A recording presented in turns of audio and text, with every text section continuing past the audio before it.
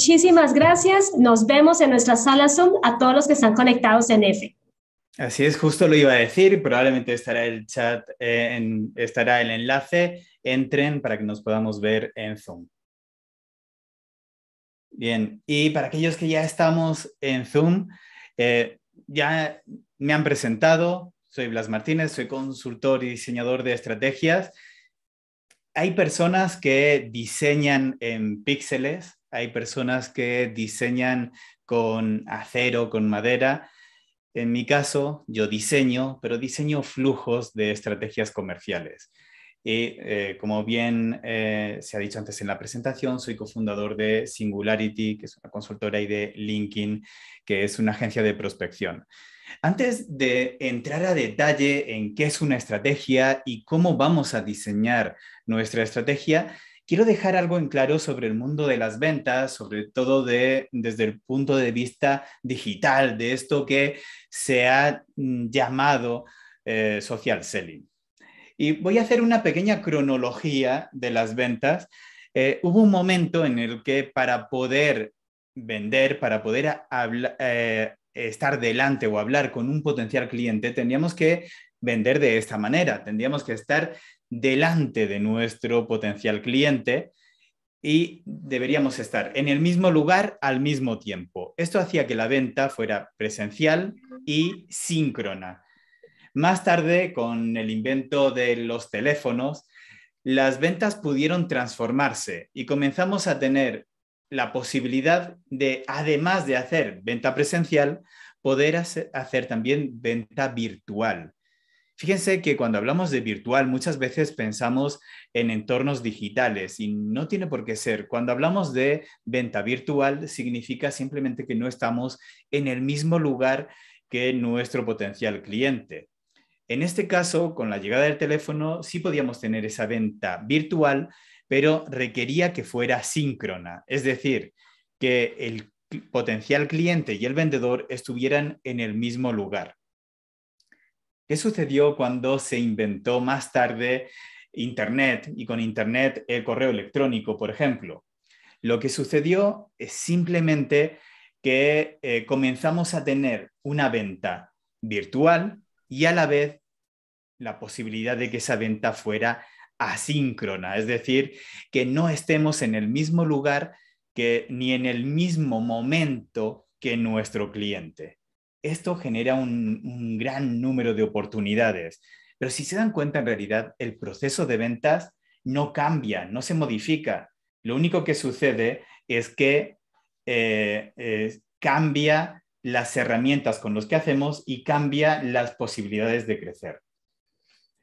Una pregunta, si están viendo mi presentación, ¿verdad? ¿O me dicen que no? No. Sí,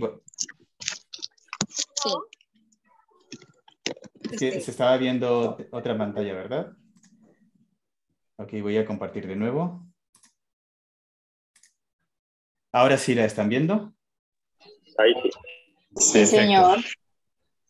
Perfecto. No se han perdido mucho. Lo importante más era lo que decía. Las imágenes solo apoyaban lo que estaba diciendo. Pero tenemos que tener en cuenta esto, que al final la llegada de Internet o más tarde la llegada de las redes sociales, lo único que hacen es que podamos tener venta presencial todavía, venta síncrona, venta virtual. Es decir, podemos combinar varias fórmulas, pero el proceso de venta como tal no se modifica. Ahora bien, todo proceso de ventas requiere de un diseño estratégico. No basta simplemente con que, digamos, el día de hoy tengo que vender este producto y lo comencemos a hacer. Necesitamos generar una estrategia. Pero ¿cómo lo vamos a hacer? Lo primero que quiero es que hagamos una pequeña simulación entre todos.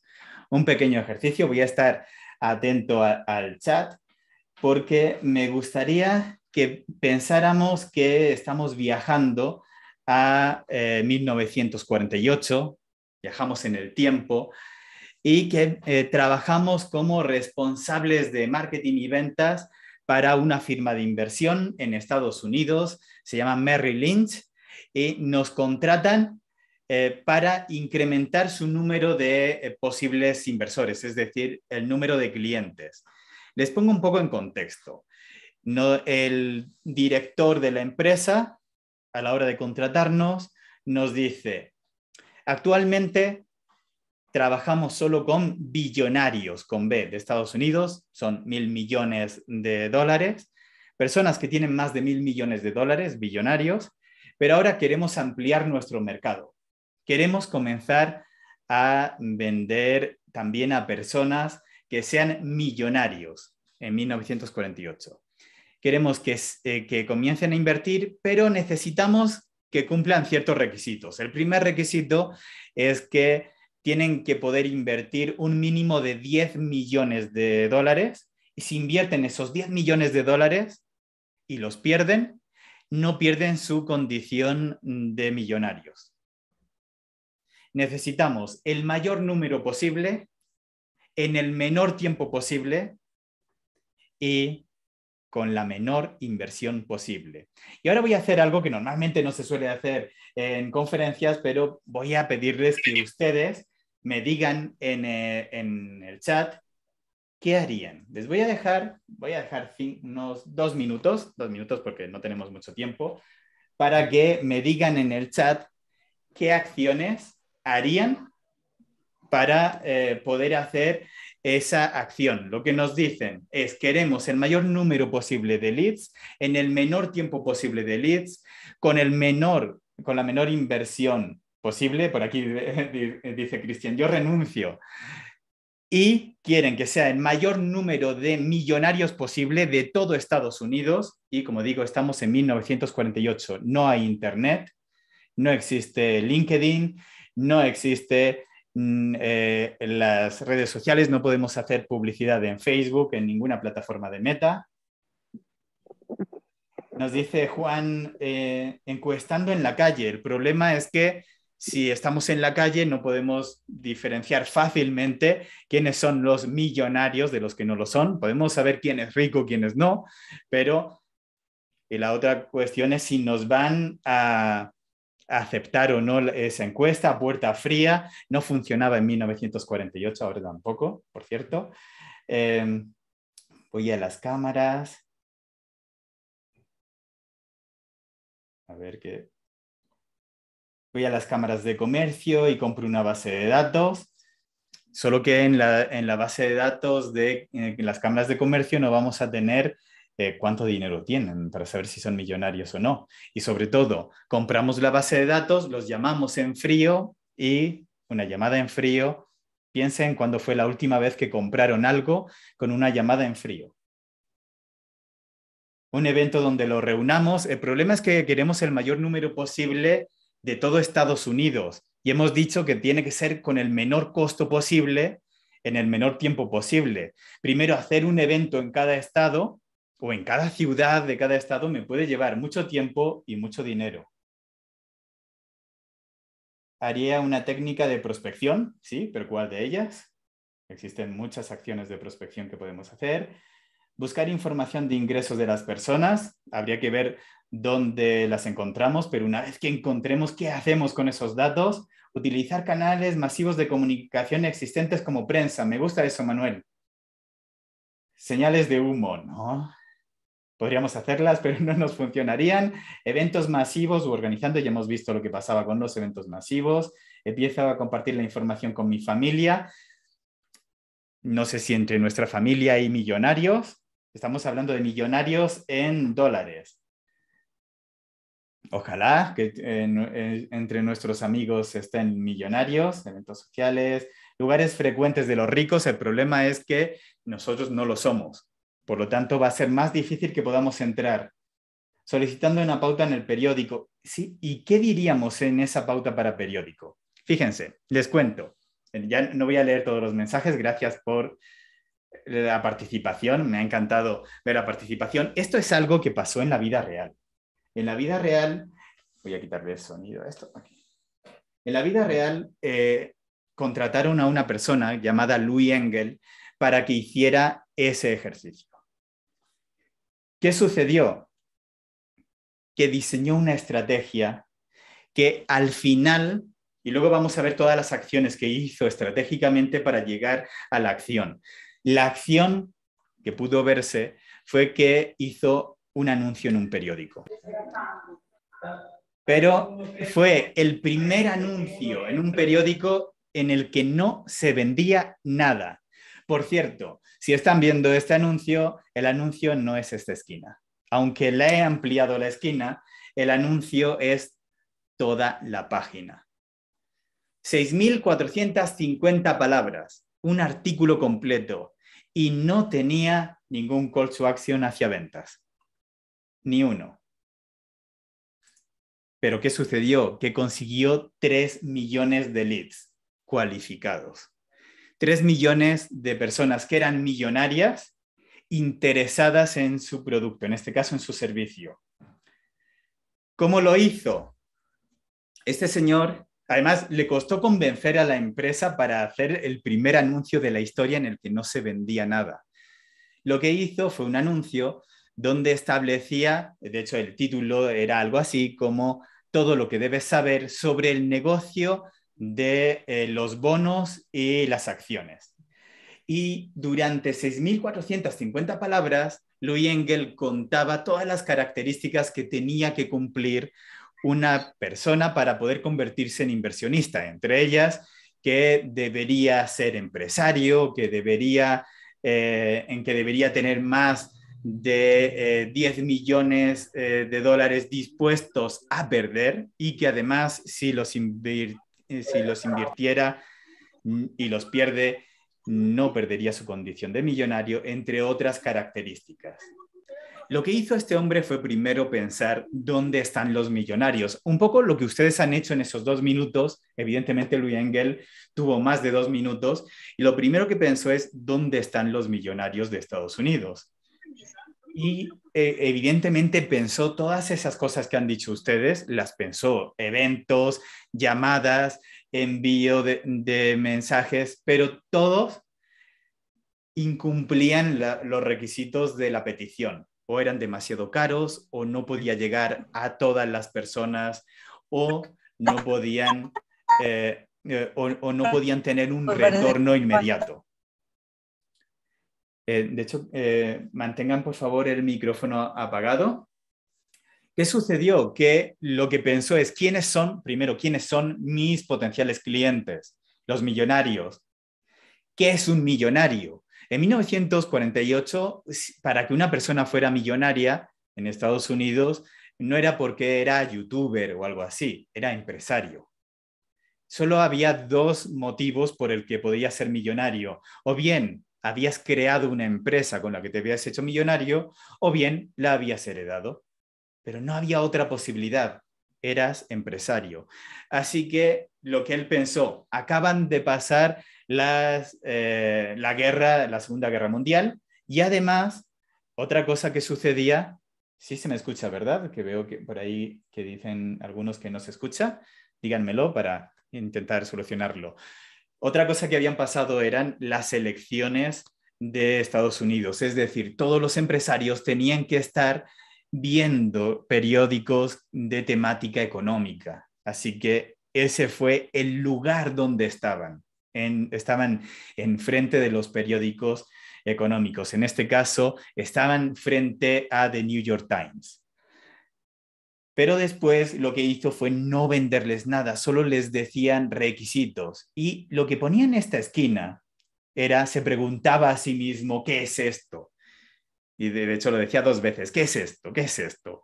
Esto es un extracto de la guía del inversor que ha creado Merrill Lynch. Si quieres una copia de manera gratuita, lo único que tienes que hacer es contactarte con nosotros en este número de teléfono o en esta dirección, pedir tu guía y nosotros te la enviamos gratis. Lo que hizo Louis Engel en 1948 fue crear el primer contenido, la primera estrategia de marketing de contenido.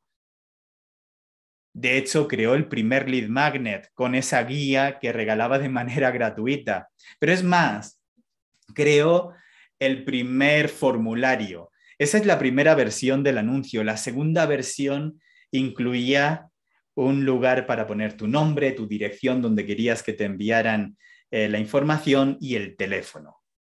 Lo podías recortar, lo enviabas por correo postal y te enviaban la guía. Lo que sucedía es que a las personas que se habían leído este artículo, esas 6.450 palabras, y habían llegado hasta el call to action, lo habían hecho, entendía Louis Engel que si estaba durante 6.450 palabras definiendo quién debería hacer ese call to action, era muy extraño que hubiera otras personas que no cumplieran los requisitos que llamasen. Es decir, estaban interesados y se habían autocualificado. Además de eso, lo que sucedió es que una semana más tarde del envío, lo que hacía el equipo de ventas era llamar. Dice Miguel, me interesa la guía. Esa guía, me imagino, no sé si existirá por ahí, por internet, existe el anuncio, pero no sé si la guía. Y lo que hacían era llamar por teléfono para preguntarles si realmente les había interesado o no, y después de haberlo leído, si les interesaría invertir.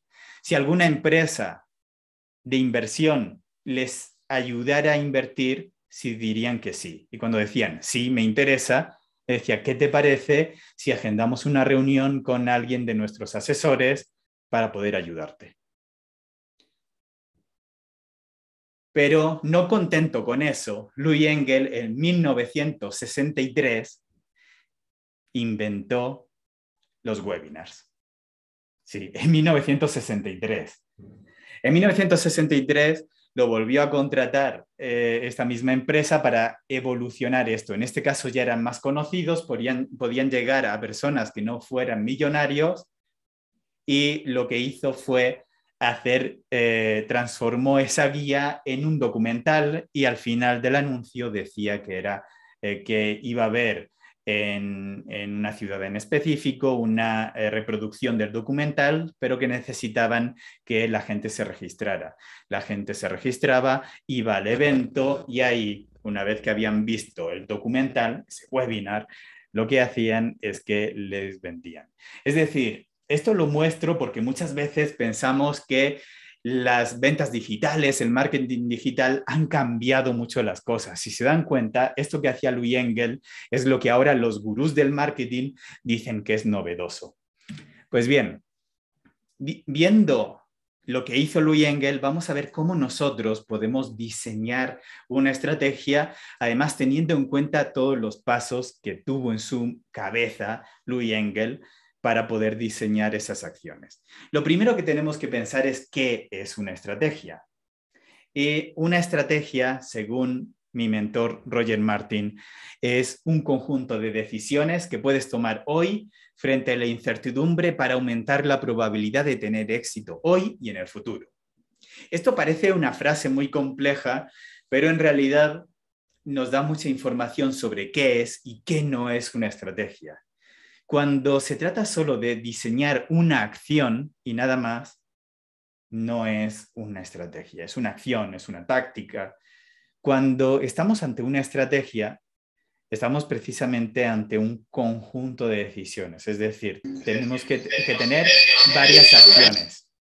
varias acciones que van a requerir que tomamos decisiones desde segmentación, objetivos. Ahora vamos a ver qué decisiones vamos a tener que ir tomando. Algo muy importante es que aumentan la probabilidad de tener éxito. Eso no significa que siempre vayamos a tener éxito, pero todas las acciones tienen que ser coherentes hacia el incremento de la probabilidad de tener éxito. Y muy importante la última parte de la frase: hoy y en el futuro. Es decir, una acción comercial que solo me genera resultados el día de hoy y que en el futuro no me puede generar resultados, no es una estrategia, sería solo una táctica. Por ejemplo, hacer publicidad en Facebook podría estar dentro de una estrategia, pero sería solo una acción, no sería una estrategia, ¿no? Nos tiene que dar la posibilidad de crecimiento futuro. Bien, vamos a ver las 5 fases para diseñar una estrategia. Lo primero que tenemos que hacer es tener lo que Roger Martin llama aspiración ganadora, o lo que es lo mismo, un objetivo claro, pero nuestro objetivo tiene que ir más allá de vender, porque la mayoría de empresas, si les pregunto cuál es tu objetivo, me dicen vender. Les digo, no, más específico, vender más.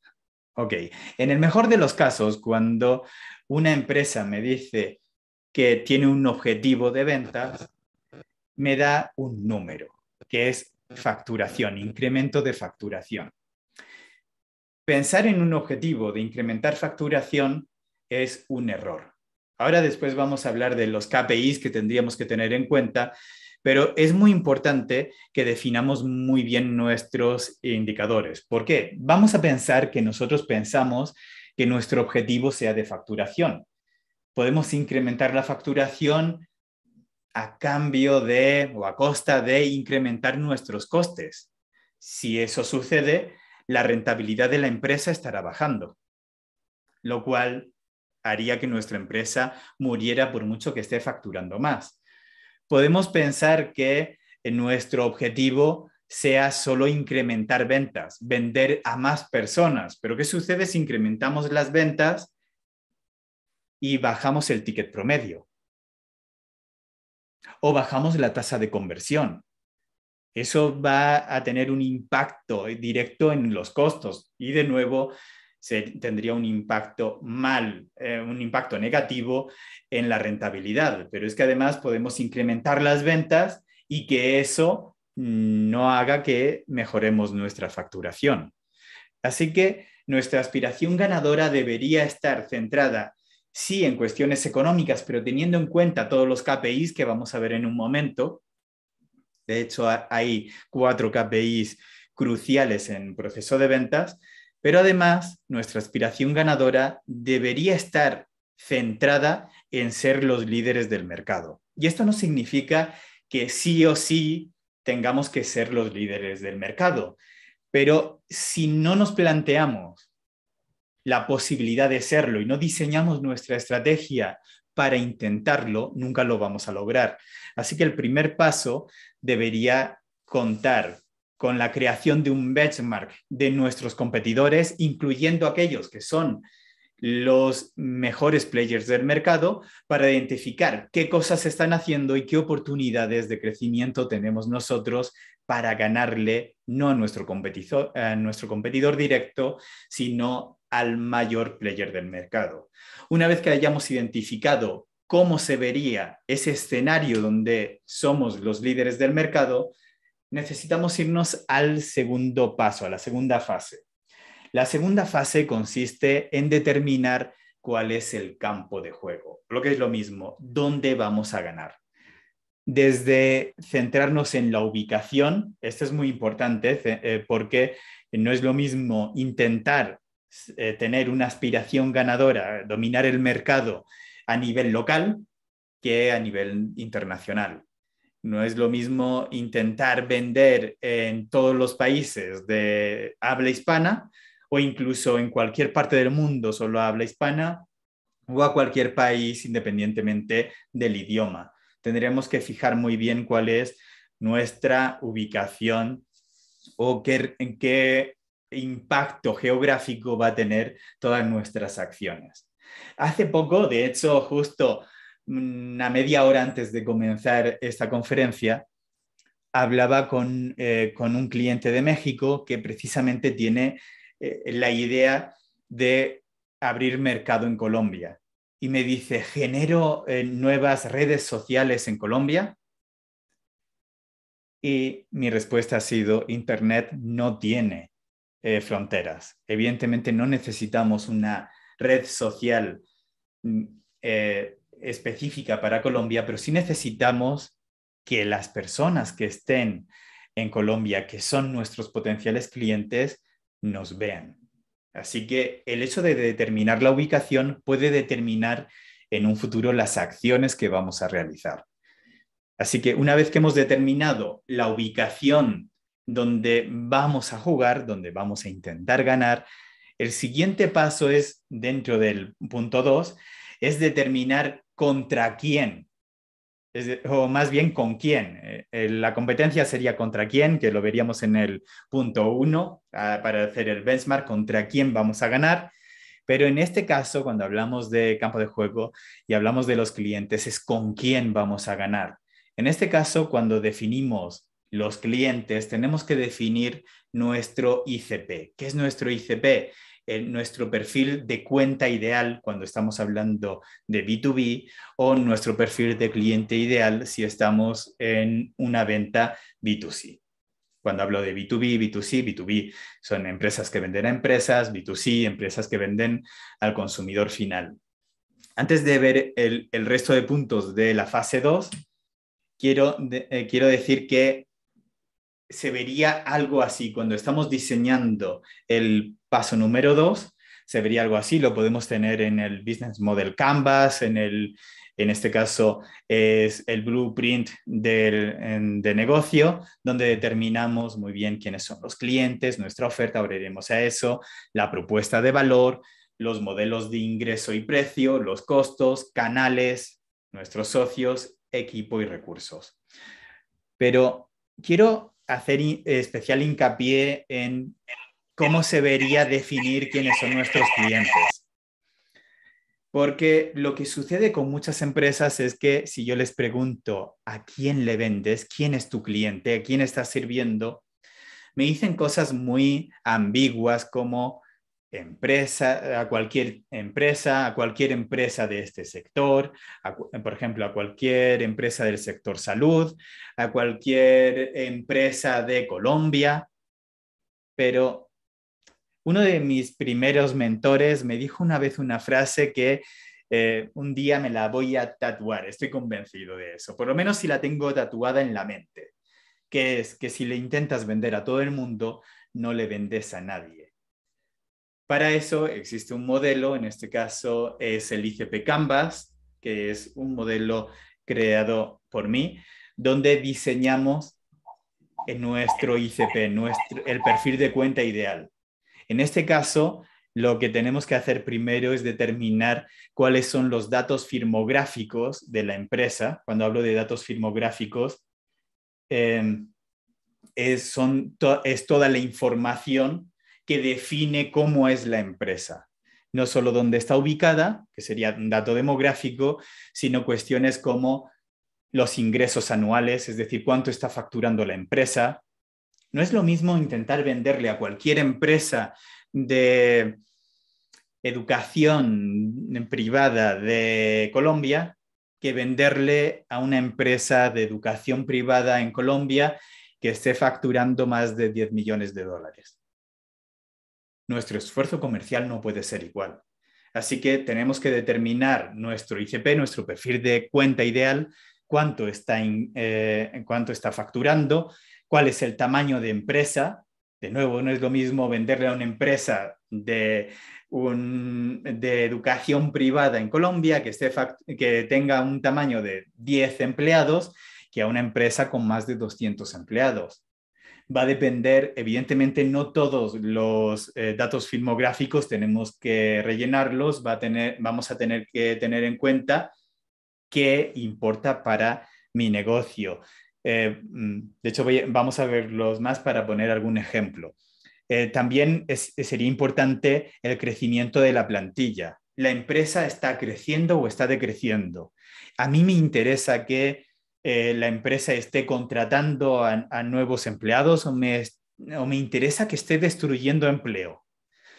Puede parecer a simple vista que lo que nos interesa es que la empresa esté contratando, esté creciendo, pero va a depender de qué vendamos. Si yo soy una empresa que me dedico, por ejemplo, tengo una cliente en España que se dedica a mejorar la cultura y el clima empresarial dentro de empresas, en este caso de más de 200 empleados, y tiene algún otro factor más. Pero a ella le importa mucho que la empresa esté decreciendo. Evidentemente que tenga unos niveles de facturación altos, pero que esté decreciendo, porque eso nos dice que a pesar de tener unos resultados comerciales que probablemente estén creciendo.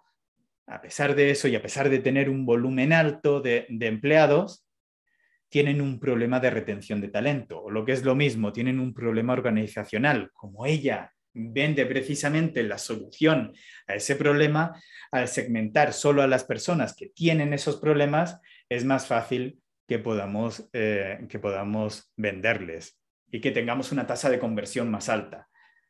También sería interesante diseñar o definir si necesitamos que la empresa tenga algún tipo de número específico de empleados en un departamento específico, que la empresa esté creciendo o no, o que un departamento esté creciendo o no. Por ejemplo, si yo necesito que una empresa tenga más de 10 personas en el departamento de ventas, pero que además estén contratando a vendedores, pues podría utilizar esa segmentación.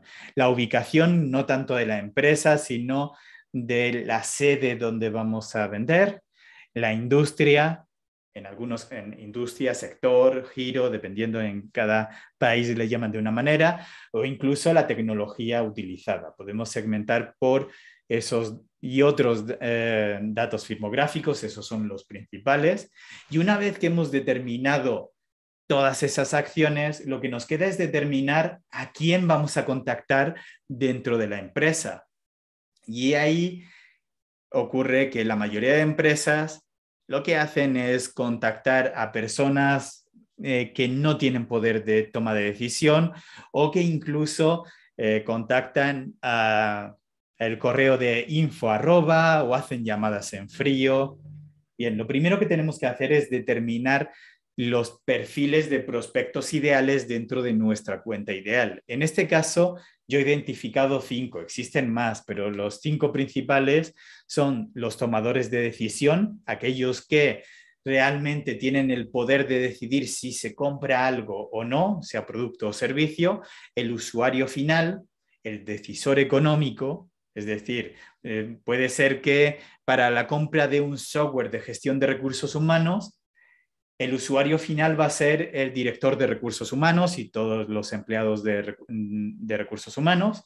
El tomador de decisión podría llegar a ser, dependiendo del tamaño de la empresa, o bien el director de recursos humanos o bien el fundador de la empresa, pero puede ser que el decisor económico sea el director de finanzas.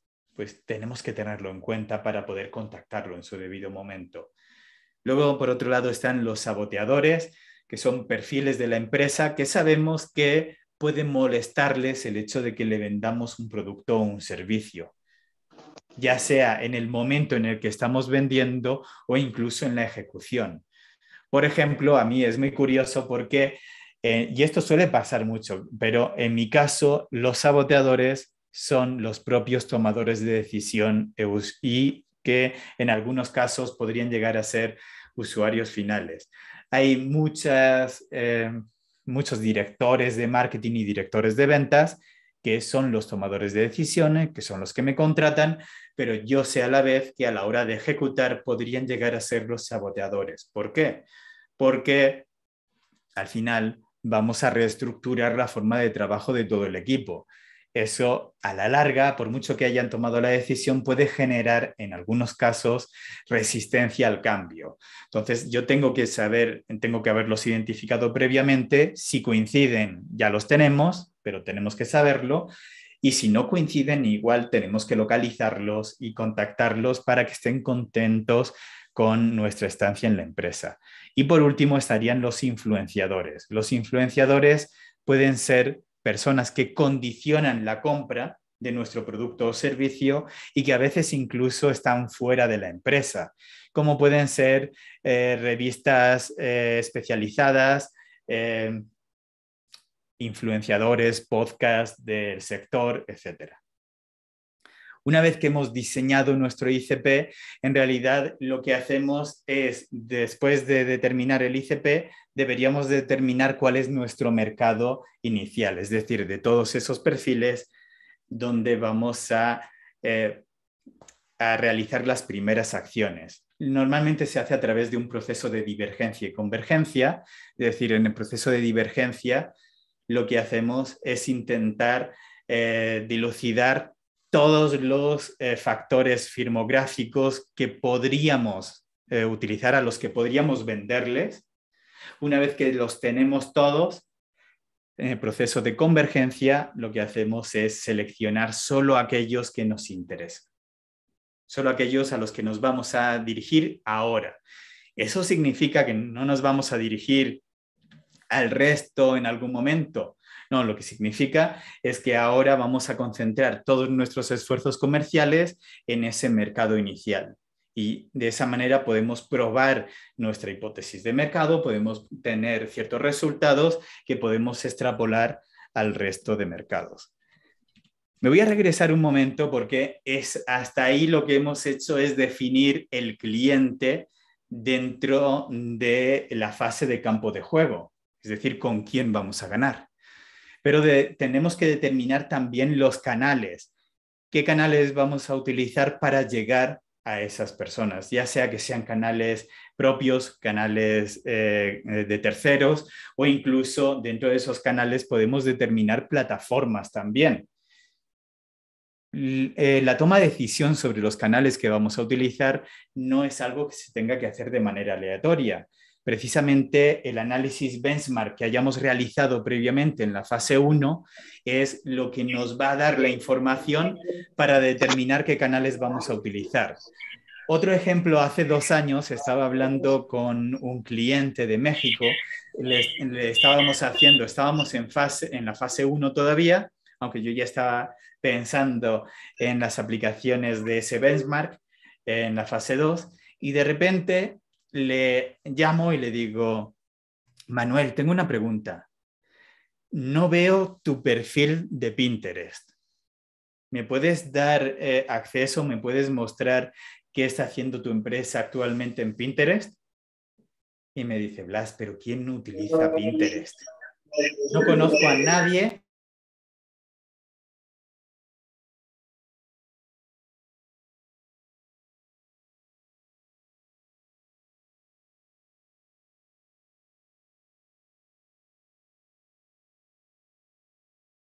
He sido silenciado. Ahora sí se me escucha.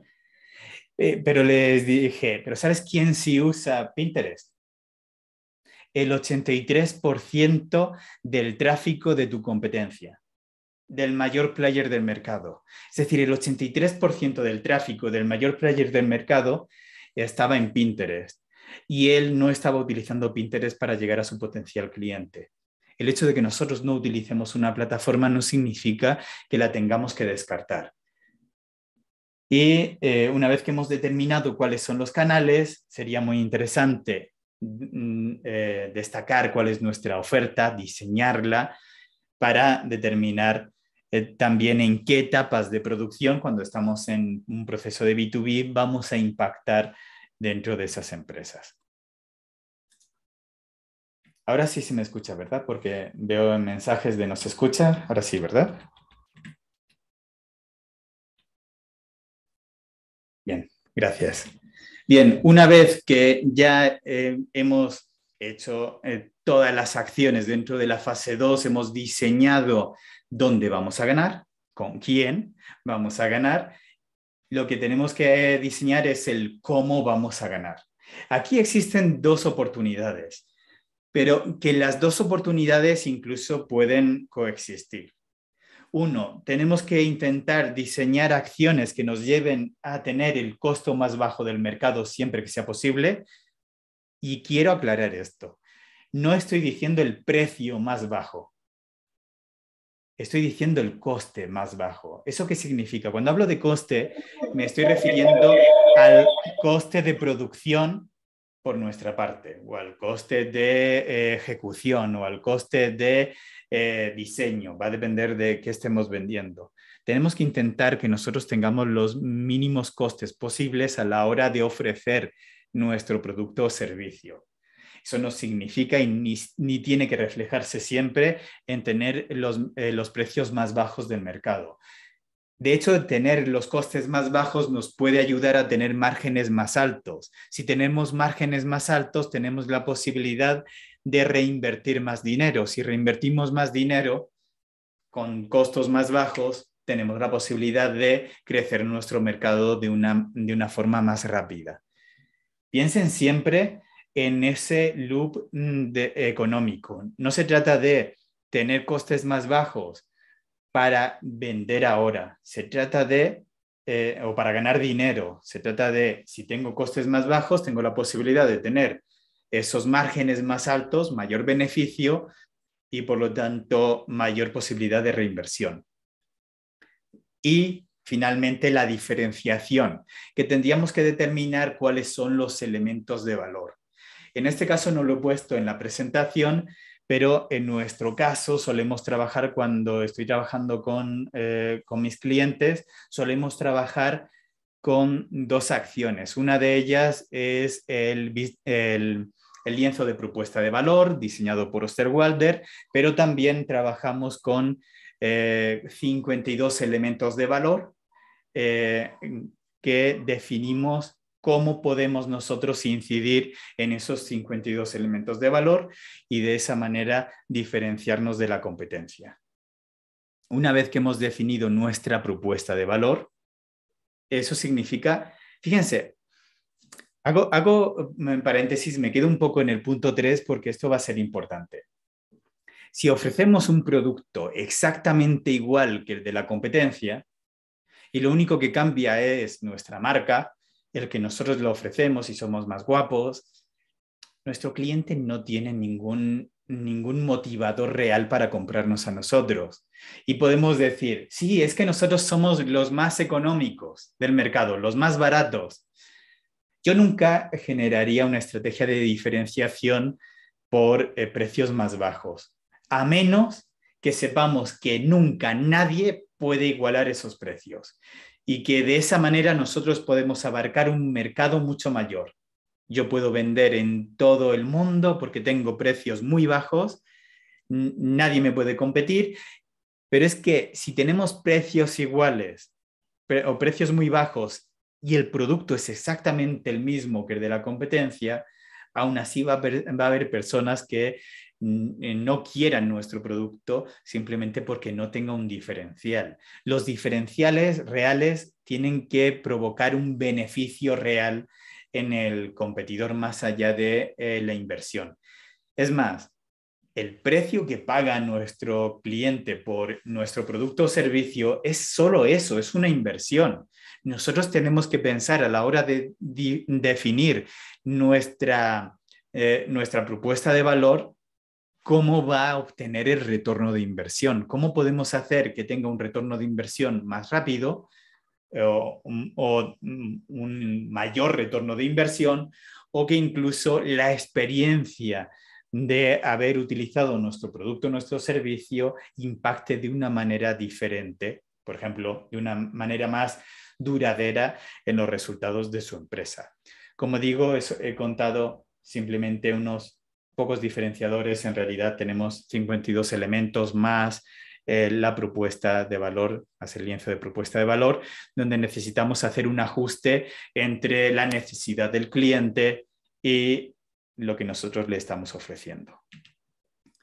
Una vez que hemos diseñado eso, que sabemos muy bien cuál es nuestro diferencial, llega la fase, una de las fases más difíciles a la hora de implementar, las más largas, las que más se ven, que es lo que se suelen llamar las capacidades. Aunque se llaman así, en realidad es aquí donde definimos nuestras acciones tanto de inbound como de outbound. Es decir, cuando hablamos de inbound, son todas las acciones que realizamos para que nuestros potenciales clientes lleguen a nosotros. Y cuando hablamos de outbound, son todas las acciones comerciales que hacemos para que nosotros podamos llegar a nuestros clientes. Evidentemente, una vez que estamos aquí, incluso una acción que nunca recomendaría, como hacer una llamada en frío, y digo, nunca la recomendaría, podríamos tener una tasa de conversión más alta si hemos definido muy bien quién es nuestro ICP y dentro de nuestro ICP hemos determinado muy bien cuál es nuestro mercado inicial y tenemos muy claro cuál es nuestro diferencial frente a la competencia. Pero no se trata de hacer eso, se trata de definir muy bien todas las acciones que tenemos que hacer. Cuando digo todas las acciones, son todas las acciones. Yo me imagino que habrán oído hablar de los embudos de venta y tengo que decirles que la mayoría de embudos de venta no sirven para nada. No funcionan. Y no funcionan porque no están diseñados correctamente. Les cuento rápidamente. Un embudo de ventas está pensando para que tú tengas el mayor número de personas en la fase inicial y van siendo cada vez menos hasta que llega un momento que hay un número pequeño de personas, pequeño con respecto a todas las personas que han entrado en la fase inicial de tu embudo de ventas, que terminan comprándote. Y es ahí donde está precisamente el error, el dónde termina el embudo de ventas. Un embudo de ventas es una representación gráfica del proceso de ventas, de todo el proceso de ventas. Y aquí, aunque no quiero extenderme mucho, pero tendríamos que diferenciar entre ciclo de ventas y proceso de ventas. He visto incluso a muchos autores confundir qué es un proceso de ventas y un ciclo de ventas. De hecho, el ciclo de ventas es el periodo que va entre la primera acción, el primer contacto directo que tenemos con el potencial cliente hasta la conversión o no conversión de esa venta. Ese ciclo de ventas se representa normalmente por un pipeline, que es lo que nos aparece en nuestro CRM, todas las fases de nuestro pipeline. Pero el proceso de ventas es un poco más extenso. Va desde la primera acción que realizamos para captar la atención de nuestro cliente. Eso no significa que haya un contacto directo. Desde la primera acción que hacemos para captar su atención hasta la última transacción. No la primera, sino la última transacción. Eso significa que el embudo de ventas tendría que tener más acciones y no tiene que terminar en el momento de la conversión. Esto no es algo que me haya inventado yo. De hecho, ya ha habido varias personas, entre ellas Dave McClure y Steve Blank, que diseñaron otros prototipos de embudo de venta. En el caso de Dave McClure, inventó el conocido funnel pirata o embudo de ventas pirata, donde incluía una acción adicional. Una vez que se convertía, decía que podemos hacer también acciones para que nuestros clientes nos traigan otros clientes, es decir, para hacer procesos de referral o de referidos, para pedir recomendaciones.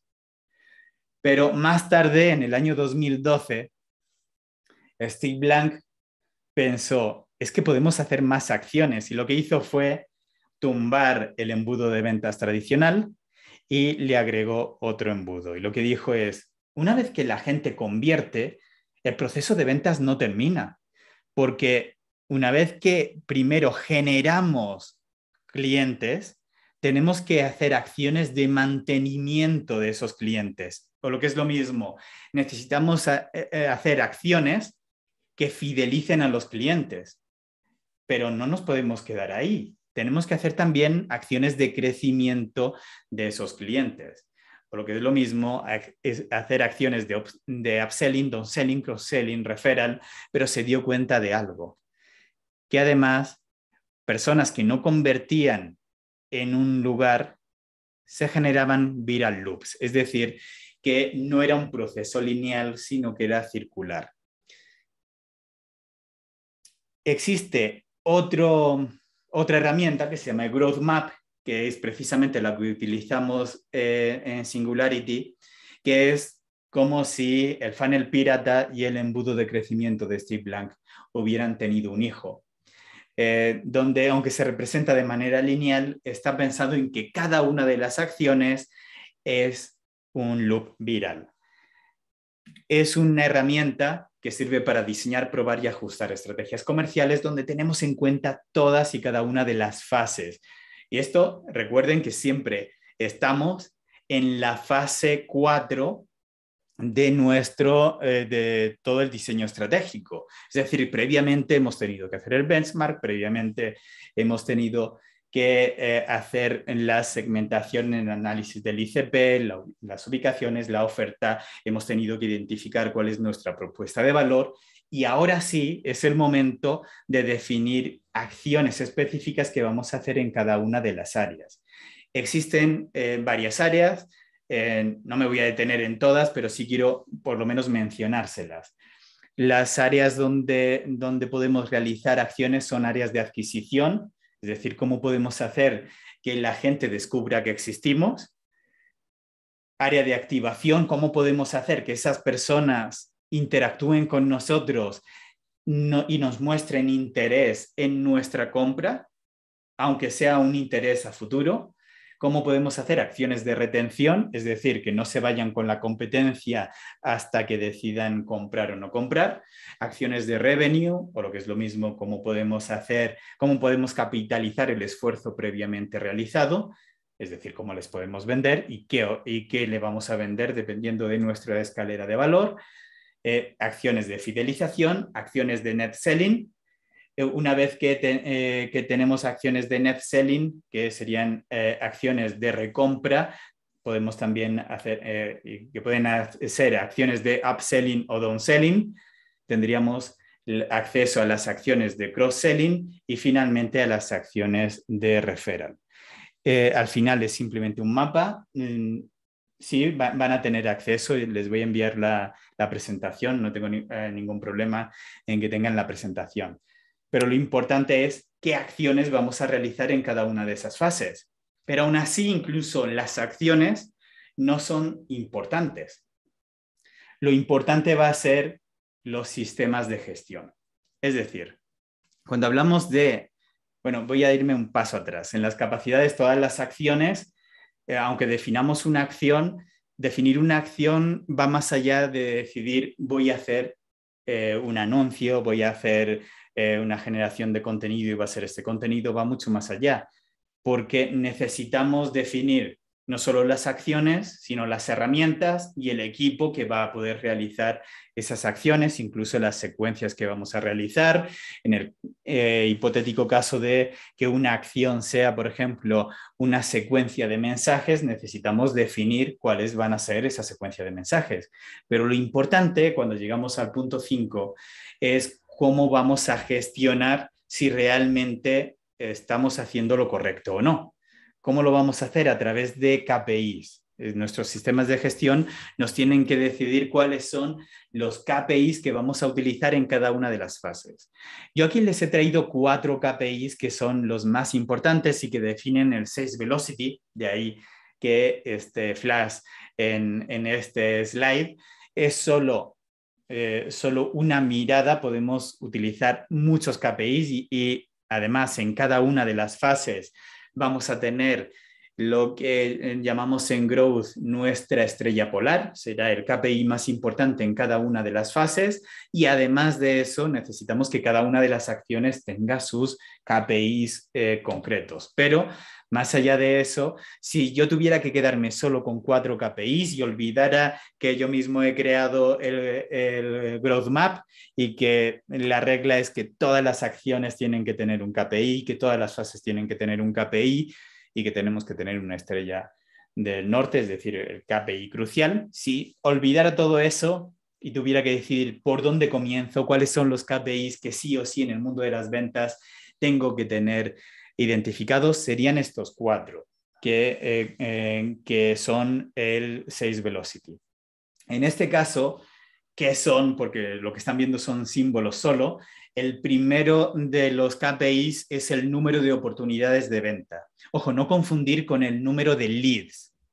Primero tenemos que tener en cuenta que a la hora de generar leads, tenemos varios tipos de leads. Están los leads no cualificados, los leads cualificados por marketing, los leads cualificados por venta y precisamente las oportunidades de venta son las podemos simplificarlo diciendo que son las propuestas de venta que hemos realizado.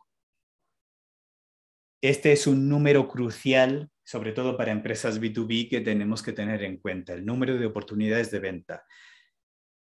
Por otro lado, tenemos también el ticket promedio. El ticket promedio se calcula de una forma muy sencilla, sería la facturación del periodo de referencia, del periodo que estemos midiendo, por ejemplo, el mes pasado, la facturación que hemos tenido, entre el número de transacciones.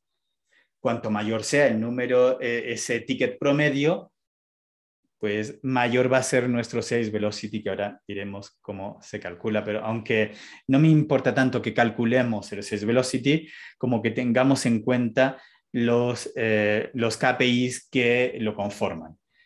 Otro KPI que tenemos que tener en cuenta sí o sí es la tasa de conversión. De cada 100 oportunidades de venta, ¿cuántos se convierten finalmente en clientes?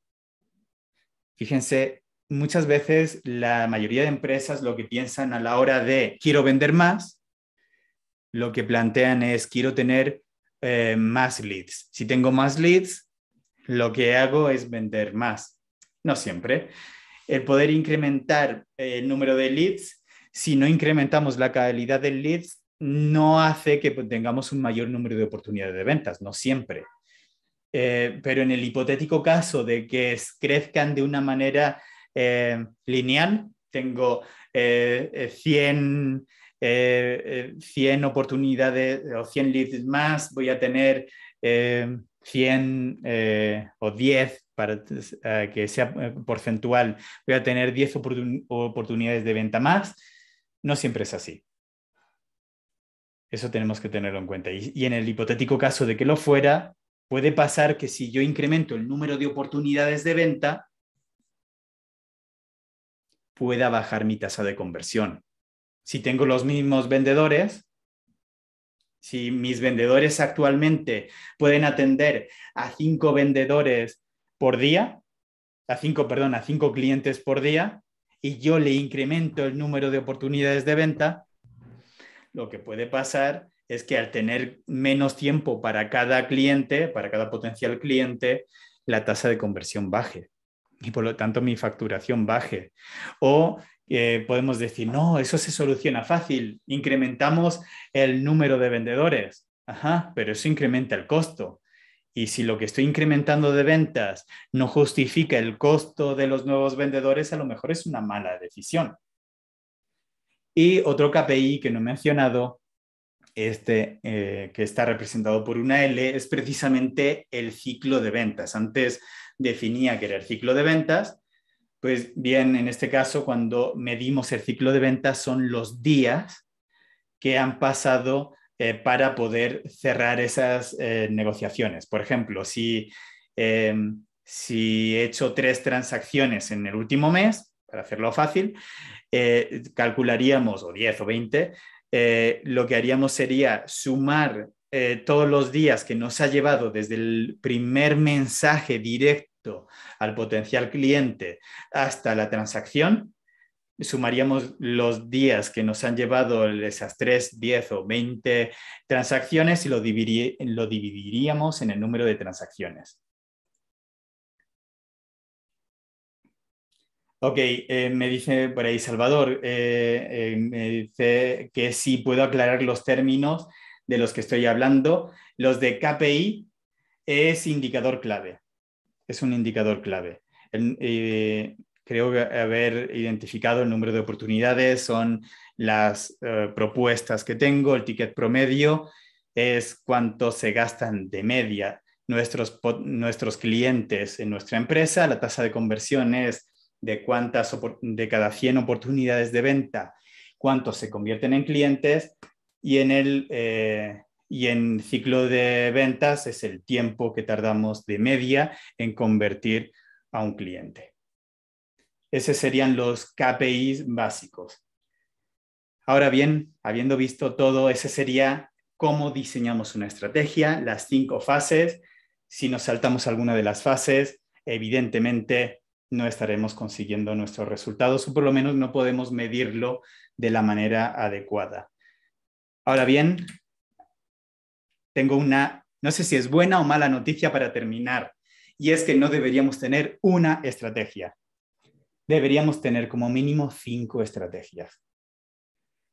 Esto no lo digo yo, lo dicen, nunca supe si eran hermanos o los hermanos Curry o eran padre e hijo, pero hubo un momento que se creó la pirámide de Curry que dio pie a la creación de la estrategia CRM y eso dio lugar a todos los CRMs, al software, que lo que nos dice directamente es que necesitamos, con esto termino, que necesitamos 5 estrategias, una estrategia para clientes activos, es decir, para clientes que ahora mismo tenemos en nuestra cartera y nos están comprando, otra estrategia para clientes inactivos, personas que fueron clientes nuestros y en este momento no nos están comprando, otra estrategia para oportunidades perdidas, para todas las personas o empresas que deberían ser nuestros clientes, en algún momento estuvieron en una secuencia o estuvieron en nuestro ciclo de ventas, pero decidieron no comprar finalmente. Otra estrategia para prospectos, todas las personas o empresas que deberían ser nuestros clientes encajan con nuestro ICP, con nuestro perfil de cuenta ideal, que estamos actualmente contactando y que están dentro de nuestro pipeline.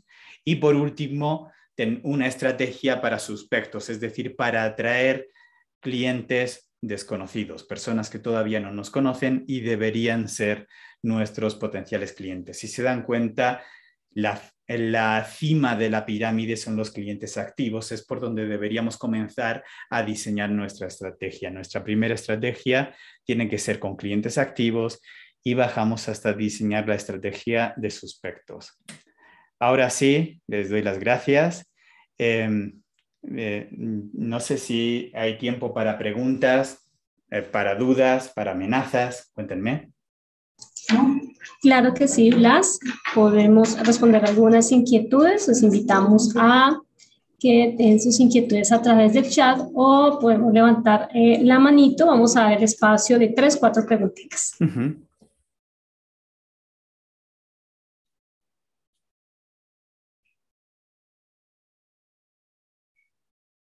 Invitamos a quienes están conectados y desean de pronto compartirnos un poco su experiencia, cómo vamos, qué tal esta primera conferencia de la jornada de la venta efectiva de servicio al cliente, su versión número 19. Quisiéramos escuchar cómo vamos o si tenemos inquietudes en las que nos gustaría que Blas nos aclarara. Mientras tanto, mientras que nos vamos animando, invitamos a quienes están conectados en Zoom. Vamos a activar nuestras cámaras, queremos como vernos un poquito aquí, vamos a activar todas nuestras cámaras para tomar la foto grupal. Para hacer foto grupal, para hacer captura de pantalla como si estuviéramos en presencial. Aunque Gibi por ahí nos está diciendo que tiene una inquietud. Ya vamos a ver el chat. A ver, ¿qué tenemos por acá? Gigi, tengo una inquietud, pero no me da la opción de levantar la mano. Gigi, si quieres puedes activar tu micrófono. Hola, buenas tardes. Hay que poner la cámara. Buenas tardes. ¿Cómo estás? Activo acá mi cámara. Hola, ¿cómo están? Buenas tardes. Buenas tardes, Gibi, ¿cómo estás? Excelente, muy excelente la información, súper interesante. Me presento, trabajo con la empresa Innovages, acá desde Yopal, Casanare. Muy interesante todo lo que acabas de explicar. Quisiera que de pronto, pues no sé si está el espacio, es que me quedó que incluso es como una dudita que tengo de acuerdo al proceso que yo manejo. Cuando nos estabas explicando el indicador de KPI, ¿sí? Que decías que, por ejemplo, si aumenta la cantidad de clientes, o sea, nos explicas que de pronto la solución no es aumentar la cantidad de vendedores de cierta manera, porque eso lo que va a hacer es, digamos, como quitar la parte digamos, como el producto, de la ganancia que nos está dejando, digamos, el aumento de clientes. De pronto, ¿cómo yo lo puedo relacionar dentro de ese indicador? O, digamos, o qué sugerencias tú das, digamos, cuando uno tiene, digamos, nuestro negocio a veces se da por volumen, de actividad. De un momento a otro llega un volumen, pero puede haber el otro periodo que baje un poquito.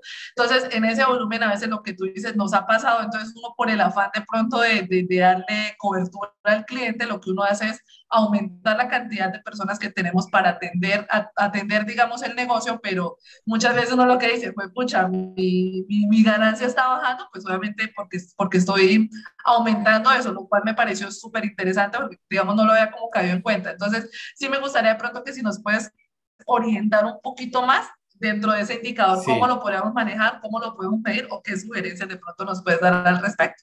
Sí, en este Muchas caso, gracias, muy amable. gracias a ti, Gibi. Muy interesante la pregunta. En este caso, lo que tendríamos que hacer es un análisis financiero. Por ejemplo, nosotros contamos con un consultor financiero que es el que se encarga de hacer ese análisis para determinar si un vendedor más, cuál sería el costo de un vendedor y cuánto nos podría reportar en beneficio, para determinar si realmente sería interesante contratar a más vendedores, qué indicadores tendría que cumplir ese vendedor para poder asumir esos ingresos y por lo tanto poder asumir el gasto. Es decir, sería más un análisis financiero que nos llevaría a tomar una decisión de ventas, pero no sería como tal una acción meramente de intuición, sino que tendríamos que hacer un análisis financiero para determinar qué costos tendría ese nuevo vendedor y cuáles serían los indicadores que tendríamos que esperar de ese vendedor para que realmente merezca la pena la inversión. Bueno, no sé si con eso he podido contestar a la pregunta. Me gustaría que la respuesta hubiera sido más aclaradora, más fácil, pero lamentablemente no lo es. En el mundo del diseño estratégico no siempre las cosas son fáciles. Bueno, una última inquietud. Sabemos que hay muchas inquietudes, pero pues el tiempo no nos permite tanto. Pero bueno, hay otra pregunta y es: ¿definitivamente consideras que el embudo de ventas no debería ser recomendado su uso bajo ningún tipo de negocio? El embudo de ventas tal y como lo conocemos, si hacemos en Google embudo de ventas y demás, no, ese embudo de ventas se creó, no quiero equivocarme en la fecha, pero estoy convencido que fue en el siglo XIX. Ahora no recuerdo exactamente la fecha exacta, pero ese embudo que utilizan todos los gurús del marketing y las ventas es una acción comercial del siglo XIX. Dudo mucho que en este siglo pueda funcionar. Eso no significa que todos los embudos de venta no funcionen. El embudo de venta pirata funciona, solo que es un embudo que está diseñado demasiado para el sector tecnológico, para el sector software y sobre todo muy, muy específicamente para el mercado SaaS, es decir, software as a service, cuando vendemos software como si fuera un servicio. Y por otro lado está el embudo de crecimiento de Steve Blank, que me parece uno de los mejores aciertos comerciales y que se parece en gran medida al flywheel que creó en su momento Brian Halligan. Todas esas acciones comerciales sí funcionan. El embudo de Steve Blank para mí es una de las herramientas más completas, solo que me di cuenta que para la mayoría de mis clientes se quedaba corta. Tenemos que tener en cuenta que es una herramienta que ya tiene 10 años y que aún no es perfecta. Es magnífica, pero no es perfecta. Por eso la he modificado un poco con la creación de Growth Map. Lo que he hecho simplemente ha sido mejorar el embudo de ventas de Steve Blank, poniendo cosas de mi experiencia laboral y también agarrando cosas del embudo pirata de McClure. Blas, muchísimas gracias por habernos acompañado como nuestro conferencista de apertura en esta jornada de la venta efectiva. Sabemos que hay muchísimas inquietudes, mucho por hablar en este tema de las ventas, pero sabemos también que esta no va a ser la última vez en que te vamos a tener cerquita a Casanare, cerquita al país. Así es. Entonces, aquí vamos a estar muy, muy cerca. Blas, mil gracias por acompañarnos y por favor, nos...